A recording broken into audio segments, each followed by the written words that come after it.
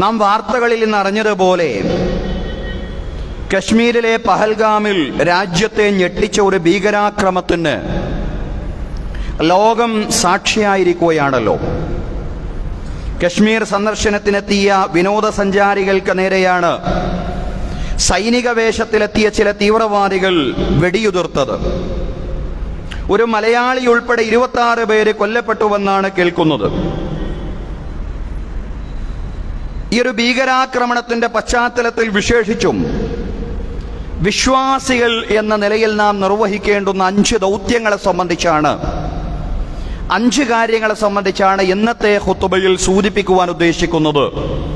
അള്ളാഹു പറയാനും കേൾക്കാനും ശരിയായ നിലപാടുകൾ സ്വീകരിക്കുവാനും നമുക്കെല്ലാവർക്കും തൗഫീഖ് നൽകി അനുഗ്രഹിക്കുമാറാവട്ടെ.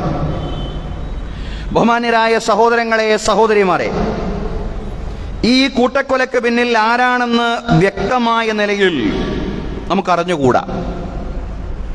ഇനിയും അതുമായി ബന്ധപ്പെട്ട ദുരൂഹതയുടെ ചുരുളുകൾ അഴിയേണ്ടതുണ്ട്. നമുക്കറിയാം, മുൻകഴിഞ്ഞ പല ഭീകരാക്രമണങ്ങളുടെയും യാഥാർത്ഥ്യത്തിലേക്ക് മനുഷ്യരെത്തിപ്പെടുന്നത്, അതിൻ്റെ ചുരുളുകൾ അറിയുന്നത്, അതിൽ പലർക്കുമുള്ള പങ്ക് അനാവരണം ചെയ്യപ്പെടുന്നത് പിൽക്കാലത്തായിരുന്നു. അതുകൊണ്ട് ഇനിയും ഈ ഒരു ഭീകരാക്രമണവുമായി ബന്ധപ്പെട്ടുകൊണ്ട് ധാരാളം കാര്യങ്ങൾ അനാവരണം ചെയ്യപ്പെടേണ്ടതുണ്ട്. ഏതായാലും സമൂഹത്തിൽ വെറുപ്പും വിദ്വേഷവും പ്രചരിപ്പിക്കുന്നതിന് ഭീകരാക്രമണങ്ങളെ പലരും ദുരുപയോഗം ചെയ്തുകൊണ്ടിരിക്കുന്നു എന്ന യാഥാർത്ഥ്യത്തെ നമുക്കാർക്കും വിസ്മരിക്കുവാൻ കഴിയുന്നതല്ല. ആ ശ്രമങ്ങൾ അതിജീവിച്ചുകൊണ്ട് രാജ്യത്തിൻ്റെ ഒരുമയും അഖണ്ഡതയും സൗഹൃദവും വീണ്ടെടുക്കുവാൻ ഒറ്റക്കെട്ടായി മുന്നോട്ട് നീങ്ങുവാൻ നമുക്കാവണം എന്നുള്ളതാണ്. തുടക്കം മുതൽ തന്നെ പല വാർത്തകളും പ്രചരിച്ചു. നമുക്കറിയാം, അത് സത്യമാവാം, അസത്യമാകാം. വാർത്തകൾ ഇങ്ങനെയെല്ലാമായിരുന്നു. മുസ്ലിമല്ലെന്ന് ഉറപ്പുവരുത്തിയാണ് തീവ്രവാദികൾ വെടിവെച്ചത്, കലിമ ചൊല്ലാൻ നിർബന്ധിപ്പിച്ചു എന്നിങ്ങനെയുള്ള വാർത്തകളെല്ലാം വന്നു. ഇത്തരം വിധ്വംസക ശക്തികൾക്ക് പിന്നിൽ നമ്മൾ പറഞ്ഞതുപോലെ ഇപ്പോഴും ആരെന്ന് വ്യക്തമായി തിട്ടപ്പെടുത്തി പറഞ്ഞിട്ടില്ല എന്നുള്ളതാണ്. യാഥാർത്ഥ്യം എന്തെന്ന് കാലം തെളിയിക്കും, അള്ളാഹു അറിയിക്കും തീർച്ചയാണ്. പക്ഷെ വിശ്വാസികൾ എന്ന നിലയിൽ നാം ചെയ്യേണ്ടുന്ന 5 കാര്യങ്ങൾ, അതിൽ ഒന്നാമത്തെ കാര്യമെന്ന് പറയുന്നത് ഒരു സമാധാന ദർശനം എന്ന നിലയിൽ ഇസ്ലാമിന്റെ മഹത്വം രാജ്യനിവാസികളെ നല്ലതുപോലെ ബോധ്യപ്പെടുത്തുക എന്നുള്ളതാണ്. ഇവിടെ ഇസ്ലാം ഭീതി പ്രചരിപ്പിക്കുന്നുണ്ട്. മുസ്ലിങ്ങളോടുള്ള വെറുപ്പ് പ്രചരിപ്പിക്കുവാനുള്ള, വിദ്വേഷം പ്രചരിപ്പിക്കുവാനുള്ള അതിശക്തമായ ശ്രമങ്ങൾ അണിയറയിൽ നടന്നുകൊണ്ടിരിക്കുമ്പോൾ ഇസ്ലാമിന്റെ ശരിയായ പ്രബോധനം ഒരു സമാധാന പ്രത്യയശാസ്ത്രം എന്ന രീതിയിൽ തന്നെയുള്ള ഇസ്ലാമിന്റെ പ്രസക്തിയും അതിന്റെ പ്രാധാന്യവും സമൂഹത്തെ ബോധ്യപ്പെടുത്തുക എന്നതാണ് നമുക്ക് നിർവഹിക്കാനുള്ള ഒന്നാമത്തെ ചുമതല എന്ന് പറയുന്നത്. ഞാൻ പ്രാരംഭത്തിൽ ഓതി വെച്ചത് സൂറ യൂനുസ് 25-ാം വചനത്തിൽ അള്ളാഹു പറയുന്ന കാര്യമാണ്. അള്ളാഹു പറയാണ്, വല്ലാഹു യദ്ഉ ഇലാ ദാരിസ്സലാം. അള്ളാഹു ക്ഷണിക്കുന്നത് ദാറുസ്സലാമിലേക്കാണ്, സമാധാനത്തിന്റെ ഗേഹത്തിലേക്കാണ് അള്ളാഹു ക്ഷണിക്കുന്നത്. സ്വർഗത്തെ സംബന്ധിച്ചുള്ള ഒരു പരാമർശം കൂടിയാണതെന്ന് വ്യാഖ്യാതാക്കൾ പറയുന്നുണ്ട്. സമാധാനത്തിന്റെ ഗേഹമാണത്. അള്ളാഹു ക്ഷണിക്കുന്നത് സമാധാനത്തിന്റെ ആശയത്തിലേക്കാണ്, സമാധാനത്തിന്റെ ഭവനത്തിലേക്കാണ് അള്ളാഹു ക്ഷണിക്കുന്നത്. അള്ളാഹു ഉദ്ദേശിക്കുന്നവരെ ചൊവ്വായ വഴിയിലേക്ക് അവൻ നേർവഴിയിലാക്കുകയും ചെയ്യുന്നു, സന്മാർഗത്തിലാക്കുകയും ചെയ്യുന്നു എന്നുള്ളതാണ്. സമാധാനത്തിലേക്കാണ് റബ്ബിന്റെ ആഹ്വാനം എന്ന് പറയുന്നത്.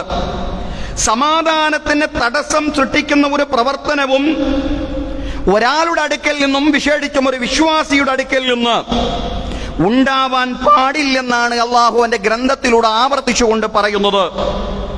മനുഷ്യരെ കൊല്ലുന്നത്, പ്രത്യേകിച്ചും നിരപരാധികളായ മനുഷ്യരെ കൊല്ലുന്നത് അത്യന്തം ഹീനവും ക്രൂരവും നീചവുമായ പ്രവൃത്തിയാണെന്ന് ഖുർആൻ പലവരു ആവർത്തിച്ചു വ്യക്തമാക്കിയ കാര്യം കൂടിയാണ്. അള്ളാഹു പറഞ്ഞ നമുക്കറിയാം, മൻ ഖതല നഫ്സൻ ബിഗൈരി നഫ്സിൻ ഔ ഫസാദിൻ ഫിൽ അർദി ഫകഅന്നമാ ഖതല അന്നാസ ജമീഅ. ആരെങ്കിലും അന്യായമായിട്ട് ഒരു മനുഷ്യനെ വധിച്ചാൽ, ഭൂമിയിൽ കുഴപ്പമുണ്ടാക്കുന്ന ഒരു മനുഷ്യനെയല്ലാതെ ഭൂമിയിൽ കുഴപ്പമുണ്ടാക്കുന്ന ആളുകൾക്കെതിരെ ഭരണകൂടങ്ങൾ കൃത്യമായ നിലപാടുകൾ സ്വീകരിക്കും. അതിനെ സംബന്ധിച്ചല്ല പറഞ്ഞത്. മറിച്ച് അന്യായമായിട്ട് വേറൊരു മനുഷ്യനെ കൊന്നതിന്റെ പേരിൽ പ്രതിക്രിയ എന്ന നിലയിൽ ഭരണകൂടങ്ങൾ ന്യായമായിട്ടുള്ള വിധികൾ നടപ്പിലാക്കും. അതിനെ സംബന്ധിച്ചുമല്ല പറഞ്ഞത്. മറിച്ച് അന്യായമായ നിലയിൽ ഒരു മനുഷ്യനെ ആരെങ്കിലും വധിച്ചു കഴിഞ്ഞാൽ മുഴുവൻ മനുഷ്യരെയും വധിച്ചതിന് തുല്യമായ നീചമായ ക്രൂരമായ പ്രവൃത്തിയാണ് അയാൾ ചെയ്തിട്ടുള്ളത്. ഭൂമിയിലെ മുഴുവൻ മനുഷ്യരെയും വധിച്ചതിന് തുല്യമാണ് ഒരാളെ കൊന്നാൽ എന്ന് ഖുർആൻ പറയാൻ.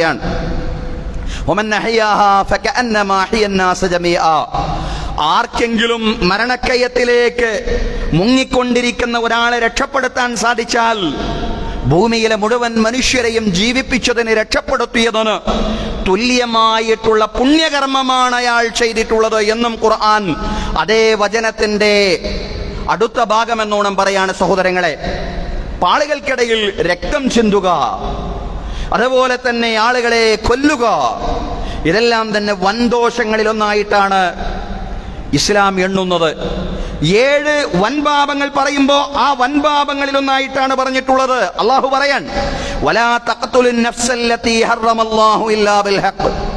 അന്യായമായിട്ടൊരു മനുഷ്യനെയും വധിക്കാൻ പാടില്ല, സ്വന്തം ശരീരത്തെയും വധിക്കാൻ പാടില്ല എന്നാണ്. ആത്മഹത്യ ചെയ്യാൻ പാടില്ല എന്നതാണല്ലോ ഇസ്ലാമിന്റെ നിലപാടെന്ന് പറയുന്നത്. പരലോകത്ത് ഒരു മനുഷ്യനെ ആദ്യമായിട്ട് വിചാരണ ചെയ്യുന്ന വിഷയം അത് രക്തം ചിന്തിയ വിഷയത്തിലായിരിക്കും. ആദ്യമായിട്ട് പരലോകത്ത് ഒരു മനുഷ്യനെ വിചാരണ ചെയ്യുക എന്നും പ്രവാചകൻ സ്വല്ലല്ലാഹു അലൈഹി വസല്ലം പറയുന്നുണ്ട്.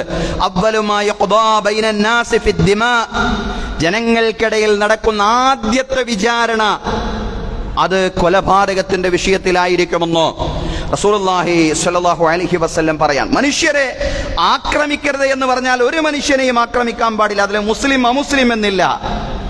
സഹോദര സമുദായത്തിൽപ്പെട്ട ഒരാളെ കൊന്നാലും ആരെ കൊന്നാലും അത് കഠിനമായ പാപമാണ്, തെറ്റാണ്, മനുഷ്യനെ സ്വർഗത്തിൽ നിന്ന് അകറ്റുന്ന മഹാപാപമാണ്. ആ രീതിയിൽ തന്നെയാണ് ഖുർആനും ഹദീസും ഒക്കെ സൂചിപ്പിച്ചിട്ടുള്ളത്. പ്രവാചകൻ സല്ലല്ലാഹു അലൈഹി വസല്ലം പറഞ്ഞു, മൻ ഖതല റജുലൻ മിൻ അഹ്ലി സിമ്മ, ആരെങ്കിലും സഹോദര സമുദായങ്ങളിൽപ്പെട്ട ആരെയെങ്കിലും വധിച്ചു കഴിഞ്ഞാൽ ലം യജിദ് റീഹൽ ജന്ന, സ്വർഗത്തിന്റെ മണം പോലും അയാൾക്ക് കിട്ടൂല എന്നാണ്. സ്വർഗത്തിന്റെ മണം പോലും അയാൾക്ക് കിട്ടൂല. സ്വർഗത്തിന്റെ മണം അതിവിദൂര ദിക്കുകളിൽ പോലും ആഞ്ഞടിക്കും. ആ സ്വർഗത്തിന്റെ മണം പോലും സഹോദര സമുദായത്തിൽപ്പെട്ട ഒരാളെ വധിച്ചാൽ ലഭിക്കില്ല എന്ന് പ്രവാചകൻ സല്ലല്ലാഹു അലൈഹി വസല്ലം വ്യക്തമായി കൃത്യമായി പറയാണ്. സഹോദരങ്ങളെ, കൊലപാതകം പോയിട്ട് വേറൊരാൾക്ക് നേരെ ആയുധം ചൂണ്ടുന്നത് പോലും ഇസ്ലാം നിരോധിച്ചു എന്നുള്ളതാണ്. മൻ നശാറ ഇലാ അഖീഹി ബിഹദീദത്തിൻ ഫഇന്നൽ മലായികത തൽഅനു, ആരെങ്കിലും തന്റെ സഹോദരന്റെ നേർക്ക് ആയുധം ചൂണ്ടിയാൽ നിശ്ചയം മലക്കുകൾ അയാളെ ശപിച്ചുകൊണ്ടേയിരിക്കുകയാണ്. വ്യവസ്ഥാപിതമായിട്ടൊരു ഭരണകൂടത്തിന്റെ നേതൃത്വത്തിൽ പ്രതിരോധത്തിന്റെ ഭാഗമായിട്ടുള്ള യുദ്ധങ്ങൾ ഉണ്ടായിട്ടുണ്ട്. ചരിത്രത്തിൽ അതിനെ നിഷേധിക്കുന്നില്ല. ആ യുദ്ധങ്ങളുടെ ഭാഗമായിട്ടല്ല പറഞ്ഞത്, മറിച്ച് ഒരു മനുഷ്യൻ അന്യായമായി വേറൊരു മനുഷ്യന്റെ നേർക്ക് ആയുധം ചൂണ്ടിക്കഴിഞ്ഞാൽ മലക്കുകൾ പോലും അയാളെ ശപിക്കുമെന്നാണ് പ്രവാചകൻ സല്ലല്ലാഹു അലൈഹി വസല്ലം പറയുന്നത്. സഹോദരങ്ങളെ, നാട്ടിൽ സമാധാനം നിലനിൽക്കുന്നതിനും ജീവന്റെ സംരക്ഷണത്തിനും ഒന്നാമത്തെ പരിഗണനയാണ് ഇസ്ലാം നൽകിയിട്ടുള്ളത്. ഇസ്ലാമിനെ തെറ്റിദ്ധരിപ്പിക്കുന്നതിനും ഇസ്ലാമോഫോബിയ പടർത്തുന്നതിനുമുള്ള തീവ്രമായ ശ്രമങ്ങൾ നടക്കുമ്പോൾ സഹോദരങ്ങളെ, നമ്മുടെ ഒന്നാമത്തെ ചുമതല എന്ന് പറയുന്നത് ഇസ്ലാമിന്റെ സമാധാന സന്ദേശം ലോകത്ത് പ്രചരിപ്പിക്കുക എന്നുള്ളത് തന്നെയാണ്. ചില ആളുകളൊക്കെ സമാധാനത്തിന്റെ മതം എന്നൊക്കെ പറഞ്ഞ് ഇസ്ലാമിനെ സോഷ്യൽ മീഡിയയിലൂടെയൊക്കെ കളിയാക്കുന്നുണ്ട്, ട്രോൾ ചെയ്യുന്നുണ്ട്. പക്ഷെ അതൊന്നും നമ്മളെ വിഷയമാക്കിയെടുക്കണ്ട. ഇസ്ലാം ഒരു സമാധാനത്തിന്റെ ദർശനം തന്നെയാണ്. അതിന് ഖുർആൻ സാക്ഷിയാണ്, അതിന് പ്രവാചക വചനങ്ങൾ സാക്ഷിയാണ്. ആ സമാധാന ദർശനം എന്ന നിലയിൽ ഇസ്ലാമിന്റെ മനോഹാരിതയെ ലോകത്തിന് ബോധ്യപ്പെടുത്തുക എന്ന ദൗത്യമാണ് ഒന്നാമതായിട്ട് നമുക്ക് നിർവഹിക്കാനുള്ളത്. രണ്ടാമതായിട്ട് സൂചിപ്പിക്കാനുള്ളത് വെറുപ്പും വിദ്വേഷവും പ്രചരിപ്പിക്കാനുള്ള ശ്രമങ്ങളെ സ്നേഹത്തിലൂടെയും സാഹോദര്യത്തിലൂടെയും അതിജീവിക്കുക എന്നുള്ളതാണ്. യഥാർത്ഥത്തിൽ ഇങ്ങനെയുള്ള ഭീകരാക്രമണങ്ങളുടെ പിന്നിൽ ആരാണെങ്കിലും അവർ യഥാർത്ഥത്തിൽ ലക്ഷ്യം വെക്കുന്നത് സമൂഹത്തിൽ വെറുപ്പും വിദ്വേഷവും വ്യാപിപ്പിക്കുക എന്നുള്ളതാണ്. ഇവിടെ നമ്മുടെ ദൗത്യം തിന്മയെ നന്മ കൊണ്ട് പ്രതിരോധിക്കുക എന്നത് മാത്രമാണ് സഹോദരങ്ങളെ. വിശ്വാസികളുടെ രണ്ടാമത്തെ ചുമതല എന്ന് പറയുന്നത് വെറുപ്പും വിദ്വേഷവും പ്രചരിപ്പിക്കാനുള്ള ശ്രമങ്ങളെ സ്നേഹത്തിലൂടെ സാഹോദര്യത്തിലൂടെ അതിജീവിക്കുക, തിന്മയെ നന്മ കൊണ്ട് പ്രതിരോധിക്കുക. അത്തരം ക്രിയാത്മകമായ പ്രതിരോധങ്ങൾക്ക് ഇന്നത്തെ കാലത്തും വലിയ പ്രസക്തിയുണ്ട് സഹോദരങ്ങളെ. തീവ്രവാദികൾ നിരപരാധികളെ വെടിവെച്ച് കൊല്ലുമ്പോ അവർ സയ്യിദ് ആദിൽ ഹുസൈൻ ഷാ എന്നൊരു കശ്മീരിയെ കൂടി വെടിവെച്ചിട്ടുണ്ട്. സയ്യിദ് ആദിൽ ഹുസൈൻ ഷാ എന്ന 28കാരൻ തന്റെ കുടുംബത്തിന് വേണ്ടി അന്നം തേടി ഇറങ്ങിയതാണ്. കശ്മീരിലെ പെഹൽഗാമിലെ കുതിരസവാരിയായിരുന്നു അയാളുടെ ജോലി. കുതിരസവാരിക്കാരനാണ്. കുതിരപ്പുറത്ത് ആളുകളെ കയറ്റി അതിലൂടെ കിട്ടുന്ന തുച്ഛമായ വരുമാനം കൊണ്ടാണ് അയാൾ തന്റെ കുടുംബം പോറ്റിയിരുന്നത്. തന്റെ കുതിരവണ്ടിയിൽ യാത്ര ചെയ്യുന്ന ടൂറിസ്റ്റുകളെ ഭീകരന്മാർ കൊല്ലപ്പെടുത്തുന്നതിനിടെയാണ് അവരുടെ തന്നെ തോക്ക് തട്ടിപ്പറിച്ചു വാങ്ങിക്കൊണ്ട് അക്രമികളെ അദ്ദേഹം തുരത്താൻ ശ്രമിക്കുന്നത്. എന്തിനാണ് നിങ്ങൾ നിരപരാധികളെ വെടിവെച്ച് കൊല്ലുന്നത് എന്ന് ചോദിച്ചുകൊണ്ടാണ് അക്രമികൾ അദ്ദേഹം ചോദ്യം ചെയ്യുന്നത്. സയ്യിദ് ആദിൽ ഹുസൈൻ ഷാ എന്ന് പറയുന്ന കുതിരസവാരിക്കാരൻ അക്രമികളെ ചോദ്യം ചെയ്തതിന്റെ പേരിൽ, നിരപരാധികളെ കൊല ചെയ്യാൻ പാടില്ലെന്ന് പറഞ്ഞതിന്റെ പേരിൽ, അക്രമികളുടെ കയ്യിൽ നിന്ന് അവരുടെ തോക്ക് പിടിച്ചു വാങ്ങിയതിന്റെ പേരിൽ രക്തസാക്ഷിയാവുകയായിരുന്നു സഹോദരങ്ങളെ. അക്രമത്തിൽ കൊല്ലപ്പെട്ട ഏക കാശ്മീരിയും ആദിൽ ഹുസൈൻ ഷാ എന്ന് പറയുന്ന നല്ല മനുഷ്യനായിരുന്നു. വൃദ്ധരായ മാതാപിതാക്കൾ, ഭാര്യ, കുട്ടികൾ എന്നിവർക്ക് വേണ്ടി ഉപജീവനം തേടുന്നതിനിടെയാണ് കുതിരസവാരിക്കാരനായ ആ മനുഷ്യൻ തന്റെ യാത്രക്കാർക്ക് വേണ്ടി പ്രതിരോധിച്ചപ്പോൾ രക്തസാക്ഷിയായത്. അല്ലാഹു തആല അയാളുടെ രക്തസാക്ഷിത്വത്തെ സ്വീകരിക്കുമാറാവട്ടെ. അല്ലാഹു തആല അദ്ദേഹത്തിന്റെ കുടുംബത്തിന് സ്വബർ പ്രദാനം ചെയ്യുമാറാവട്ടെ. സഹോദരങ്ങളെ, ടൂറിസ്റ്റുകളെ വെടിവെച്ച് കൊന്നവരുടെ അജണ്ട എന്താണെന്ന് നമുക്കറിഞ്ഞുകൂടാ. പക്ഷേ നിരപരാധികളായ ടൂറിസ്റ്റുകളെ വെടിവെച്ച് കൊന്നവരെ പ്രതിരോധിക്കാൻ ശ്രമിച്ച ആ ശ്രമത്തിനിടയിൽ ഷഹാദത്ത് വരിച്ച ആദിൽ ഹുസൈൻ ഷാ പ്രതിനിധീകരിക്കുന്നതാണ് ഇസ്ലാം. സഹോദരങ്ങളെ, ആ ആദിൽ ഹുസൈൻ ഷായുടെ പിന്മുറക്കാരായിട്ട് മാറാൻ നമുക്ക് സാധ്യമാവേണ്ടതുണ്ട്. അദ്ദേഹത്തെ പോലുള്ളവരെ സംബന്ധിച്ചാണ് ഖുർആൻ പറഞ്ഞത്, വമൻ അഹ്യാഹാ ഫകഅന്നമാ അഹ്യന്നാസ ജമീആ. ആരെങ്കിലും മരണക്കയത്തിലേക്ക് മുങ്ങിക്കൊണ്ടിരിക്കുന്ന ഒരു മനുഷ്യനെ രക്ഷപ്പെടുത്തിയാൽ മുഴുവൻ മനുഷ്യരെയും രക്ഷപ്പെടുത്തുന്നതിന് തുല്യമായ പുണ്യപ്രവർത്തിയാണ് അയാൾ ചെയ്തിട്ടുള്ളത്. ഇൻ അഹ്സൻതും അഹ്സൻതും ലിഅൻഫുസികും. സമൂഹത്തിന് നിങ്ങളൊരു നന്മ ചെയ്താൽ, സമൂഹത്തെ രക്ഷപ്പെടുത്താനുള്ള ശ്രമങ്ങൾ നിങ്ങൾ നടത്തിക്കഴിഞ്ഞാൽ നിങ്ങൾക്ക് തന്നെയാണ് നന്മ ചെയ്തിട്ടുള്ളത്. സഹോദരങ്ങളെ, സഹോദരിമാരെ, ആദിൽ ഹുസൈൻ ഷാ മാത്രമല്ല, അക്രമത്തിൽ മരിച്ച മലയാളിയായ രാമചന്ദ്രന്റെ മകൾ, അവര് പറഞ്ഞത് നിങ്ങൾ കേട്ടില്ലേ? ആ സഹോദരി പറഞ്ഞത്, ആ പെൺകുട്ടി പറഞ്ഞത്, തീവ്രവാദി ആക്രമണത്തിൽ അവരുടെ പിതാവിന് മാരകമായ പരിക്കേറ്റപ്പോ ആ ഭയാനകതയെ, പിന്നീട് ആ പിതാവ് മരണപ്പെടുമ്പോ അതിന്റെ വേദന അവര് പങ്കുവെക്കുന്ന കൂട്ടത്തിൽ അവര് പറഞ്ഞു, സഹോദരങ്ങളെ, ആശുപത്രിയിലും മറ്റും കൂടെ നിന്ന ധാരാളം നല്ല മുസ്ലിങ്ങൾ, കശ്മീരികൾ, അവരിൽ നിന്ന് കിട്ടിയ സ്നേഹം പങ്കുവെക്കുകയാണ്, ലോകത്തോടവര് പങ്കുവെക്കുകയാണ്. സഹോദരങ്ങളെ, മോർച്ചറി മുതൽ ആശുപത്രി മുതൽ എയർപോർട്ട് വരെയുള്ള എല്ലാ ഘട്ടങ്ങളിലും അവരുടെ കൂടെ ഒരു സഹോദരന്റെ സ്ഥാനത്താണ് നിന്നത്. കശ്മീരിൽ നിന്ന് എനിക്ക് 2 സഹോദരന്മാരെ കിട്ടിയെന്ന് പറഞ്ഞുകൊണ്ട് ആ 2 സഹോദരന്മാരുടെ പേരവർ എടുത്തു പറയുകയാണ്. സഹോദരങ്ങളെ, ഡ്രൈവർമാരായ മുസാഫിറും സമീറും കശ്മീരിൽ നിന്ന് എനിക്ക് കിട്ടിയ 2 സഹോദരന്മാരാണ്, 2 സഹോദരന്മാരാണ്.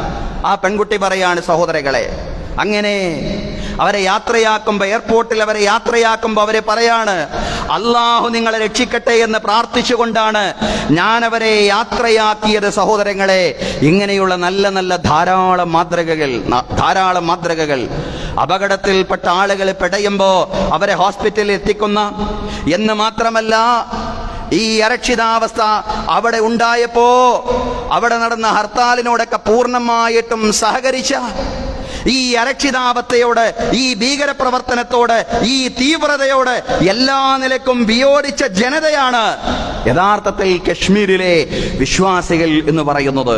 അവരുടെ ജീവിതം നമുക്ക് നൽകുന്ന വലിയ പാഠമുണ്ട്. അത് ജനങ്ങൾക്ക് നന്മ ചെയ്യുക, നന്മയുടെ കൂടെ നിലനിൽക്കുക.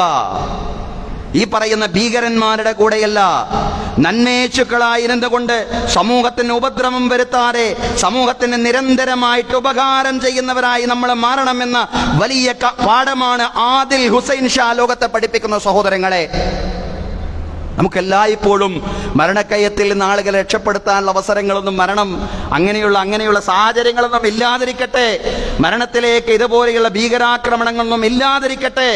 അതുപോലെയുള്ള അപകടങ്ങളും ദുരന്തങ്ങളൊന്നും ഇല്ലാതിരിക്കട്ടെ എന്നതാണ് നമ്മുടെ പ്രാർത്ഥന. സഹോദരങ്ങളെ, എന്നാലും ജനങ്ങൾക്ക് നമ്മെ കൊണ്ട് സാധ്യമാവുന്ന രീതിയിലുള്ള ഉപകാരങ്ങൾ ചെയ്യുന്നവരായിട്ട് വിശ്വാസികൾ മാറണം എന്നാണ് ആദിൽ ഹുസൈൻ ഷാ അടക്കമുള്ള ഓരോരുത്തരുടെയും ജീവിതം നമ്മെ പഠിപ്പിക്കുന്നത്. ജനങ്ങളിൽ ഏറ്റവും ഉത്തമരായ ആളുകൾ ജനങ്ങൾക്ക് കൂടുതൽ പ്രയോജനം ചെയ്യുന്നവരാണ്. അള്ളാഹു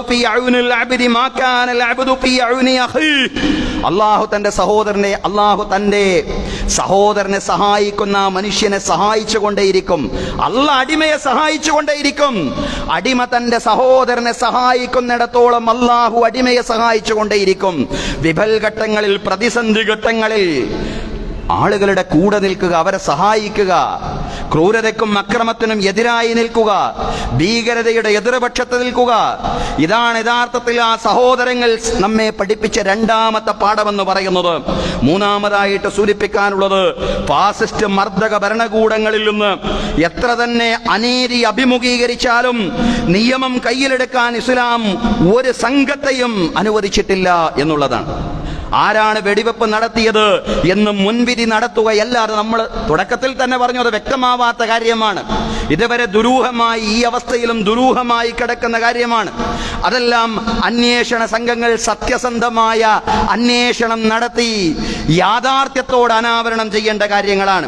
പക്ഷേ നിയമവാഴ്ച നിലനിൽക്കുന്ന ഒരു രാജ്യത്ത് നിയമം കയ്യിലെടുക്കാൻ ഇസ്ലാം വ്യക്തികളെയോ ഗ്രൂപ്പുകളെയോ അനുവദിക്കുന്നില്ല എന്ന യാഥാർത്ഥ്യം ലോകത്തിന്റെ മുമ്പിൽ ബോധ്യപ്പെടുത്തുവാൻ ഇതുപോലെ ഘട്ടങ്ങളിൽ നമുക്ക് സാധ്യമാവണം എന്നുള്ളതാണ്. ഒരു അബദ്ധം സംഭവിച്ചപ്പോൾ വലിയ പശ്ചാത്താപമാണ് മൂസ അലൈഹിസ്സലാം നിർവഹിക്കുന്നത്. ഖുർആൻ പറയാൻ, മൂസ അലൈഹിസ്സലാം പ്രവാചകന്റെ കരങ്ങളാൽ ഒരു അപകടം സംഭവിച്ചു പോയി, ഒരു അബദ്ധം സംഭവിച്ചു പോയി. അബദ്ധമാണ്, ബോധപൂർവമല്ല. എന്നിട്ട് പോലും വലിയ പശ്ചാത്താപം. അതൊരു നിയമാനുസൃത പ്രവർത്തനമായിരുന്നില്ല എന്ന നിലക്ക് തന്നെയായിരുന്നു ആ പശ്ചാത്താപം മഹാനായിട്ടുള്ള മൂസാ പ്രവാചകൻ അലൈഹിസ്സലാം നിർവഹിച്ചത്. ഖുർആൻ പറയാണ് ആ രംഗം, വദഖലൽ മദീനത അലാ ഹീനി ഖഫ്ലത്തിൻ മിൻ അഹ്ലിഹാ. നഗരവാസികൾ ഉറങ്ങിക്കൊണ്ടിരിക്കുന്ന സന്ദർഭത്തിൽ, അശ്രദ്ധരായിക്കൊണ്ടിരിക്കുന്ന സന്ദർഭത്തിൽ മൂസാ പ്രവാചകൻ അലൈഹിസ്സലാം നഗരത്തിൽ പ്രവേശിച്ചു എന്നാണ്. ഫവജദ ഫീഹാ റജുലൈനി യഖതതിലാനി ഹാദാ മിൻ ശിയഅതിഹി വഹാദാ മിൻ അദുവിഹി. അങ്ങനെ മൂസ അലൈഹിസ്സലാം നഗരത്തിലേക്ക് പ്രവേശിച്ചപ്പോഴാണ് രണ്ടാളുകൾ ഇങ്ങനെ പോരാടിക്കൊണ്ടിരിക്കുന്ന, പരസ്പരം യുദ്ധം ചെയ്തുകൊണ്ടിരിക്കുന്നത്. ഒരാള് മൂസാ നബി അലൈഹിസ്സലാമയുടെ ശത്രുക്കളിൽപ്പെട്ടയാളാണ്, ഖിബ്തുകളിൽപ്പെട്ടയാളാണ്.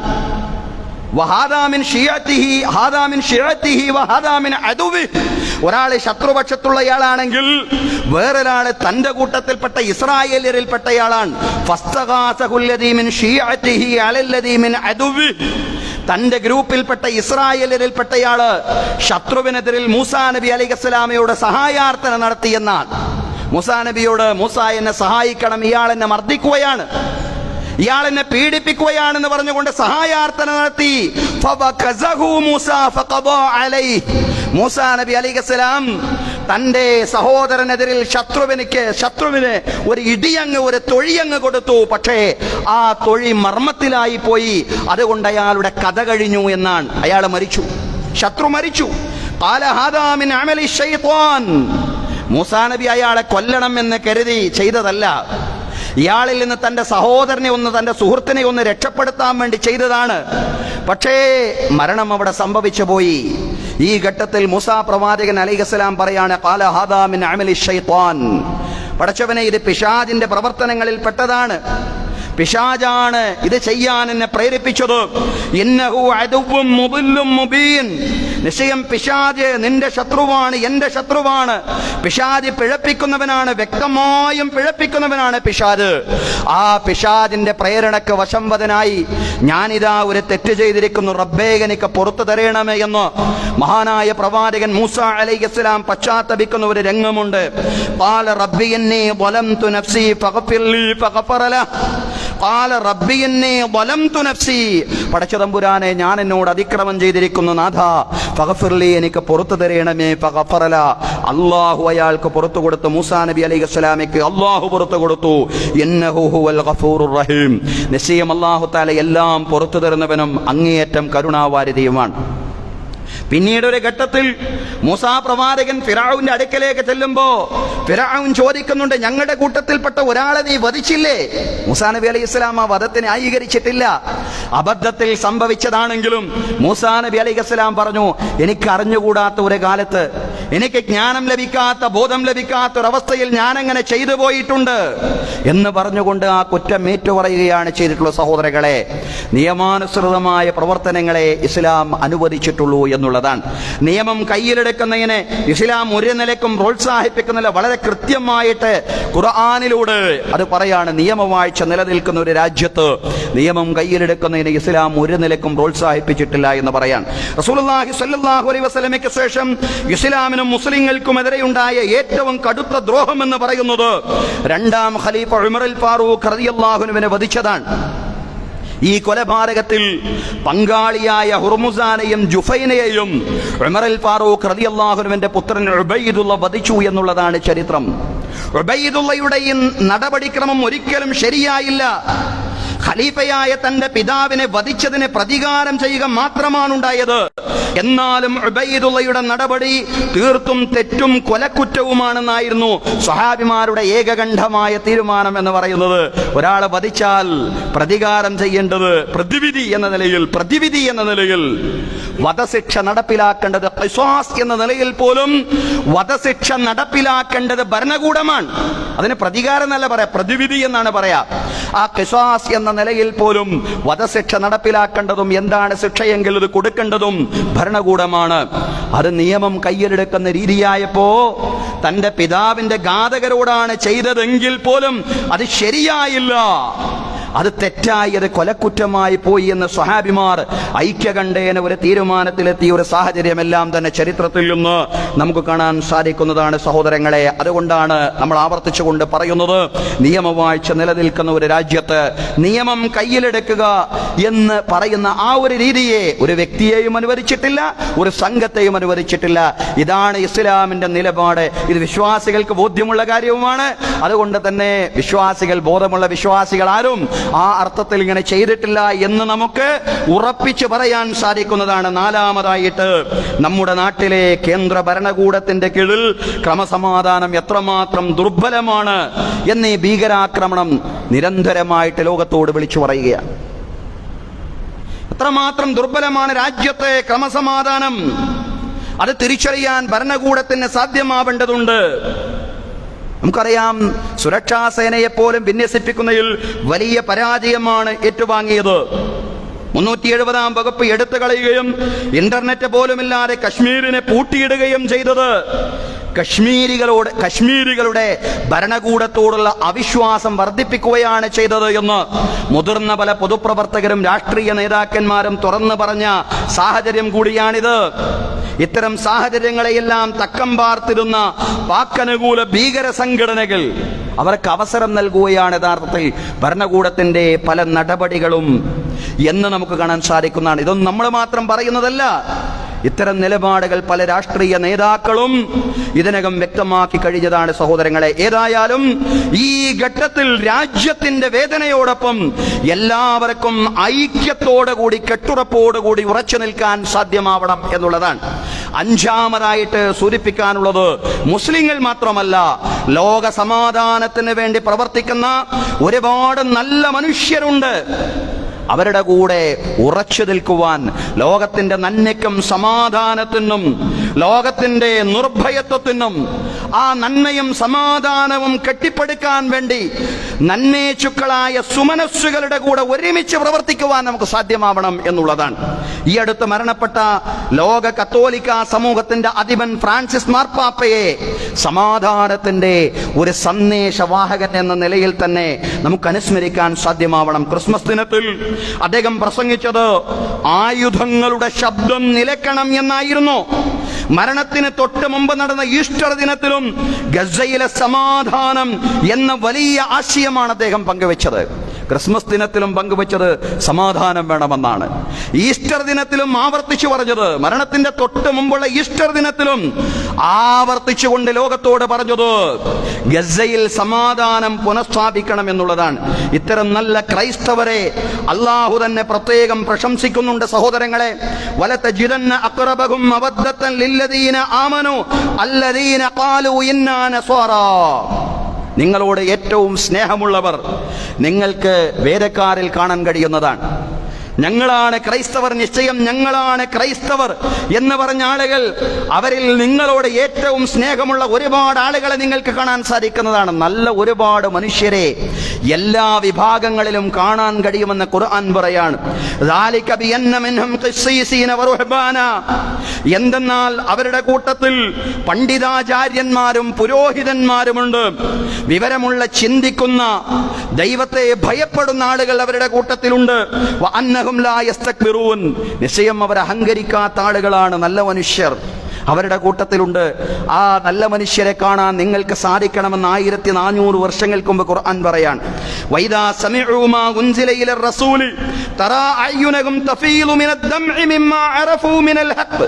വൈദാ സമിഉ മാ ഉൻസില ഇല റസൂൽ, ദൈവദൂതനിലേക്ക് ഇറക്കപ്പെട്ടതിനെ അവർ കേട്ടുകഴിഞ്ഞാൽ തറാ അയ്യുനഹും തഫീലു മിനദ് ദംഇ, അവരുടെ കണ്ണിൽ നിന്ന് കണ്ണുനീരിങ്ങനെ പ്രവഹിക്കുന്നത് നിങ്ങൾക്ക് കാണാൻ സാധിക്കുന്നതാണ്.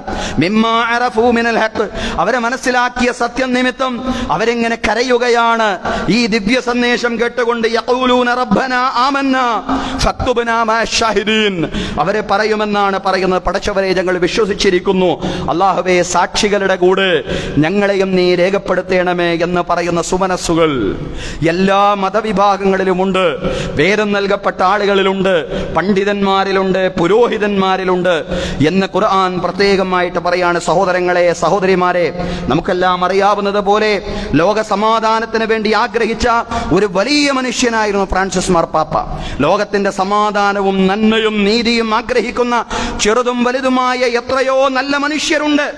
അവരുടെ കൂടെ ഒരുമിച്ച് നിന്നുകൊണ്ട് സമാധാനവും നന്മയും നിറഞ്ഞ ഒരു ലോകത്തെ കെട്ടിപ്പടുക്കാൻ ശ്രമിക്കുന്നവരാവണം വിശ്വാസികൾ എന്നുകൂടി ഈ സാഹചര്യം നമ്മോട് പറയുന്നുണ്ട്.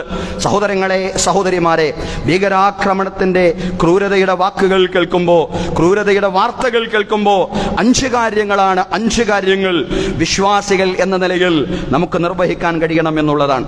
ഒന്നാമത്തെ സംഗതി, ഒരു സമാധാന ദർശനം എന്ന നിലയിൽ ഇസ്ലാമിന്റെ മഹത്വം രാജ്യനിവാസികളെ നല്ലതുപോലെ പരിചയപ്പെടുത്തുക എന്നുള്ളതാണ്. 2, വെറുപ്പിനെ തുല്യ നാണയത്തിലല്ല, മറിച്ച് സ്നേഹം കൊണ്ടും സാഹോദര്യം കൊണ്ടും പ്രതിരോധിക്കുക എന്ന് പറഞ്ഞാൽ അകലുന്നവരോടും അടുക്കാൻ ശ്രമിക്കുക എന്നുള്ളതാണ്. 3, മർദ്ദക ഭരണകൂടങ്ങളിൽ നിന്ന് എത്ര തന്നെ നീതി നിഷേധങ്ങൾ അഭിമുഖീകരിച്ചാലും നിയമം കയ്യിലെടുക്കാൻ ഒരു വ്യക്തിയെയും ഒരു സംഘത്തെയും ഇസ്ലാം അനുവദിക്കുന്നില്ലെന്ന യാഥാർത്ഥ്യം ലോകത്തെ ബോധ്യപ്പെടുത്തുക എന്നുള്ളതാണ്. 4 ചെയ്യാനുള്ള സംഗതി, ക്രമസമാധാനം എത്രമാത്രം ദുർബലമാണെന്ന് ഭരണകൂടത്തെ ഓർമ്മിപ്പിക്കുക.